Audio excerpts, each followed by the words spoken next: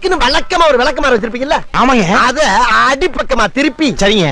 வரட்டுன்னு ஒரு 4 இழுப்பு இழுத்து சரிங்க. நல்லா கழுவி விட்டுருங்க. சரிங்க. ஒரு கிண்ணம் நிறைய மாவு எடுத்து பெரிய ரவுண்டாவும் இல்லாம சின்ன ரவுண்டாவும் இல்லாம சரிங்க. பொதுவா ஒரு ரவுண்ட ஊத்தி 4-5 வெங்காயத்தை போட்டு அள்ளி பொடியா நறுக்கி அப்படியே மேலாப்ல பரபரன்னு தூவி விட்டு சரிங்க. ஒரு நீளமான கேரட் எடுத்து அதையும் பொடியா நறுக்கி சரிங்க. அப்படியே மேலாப்ல பரபரப்பா தூவி விட்டு சரிங்க.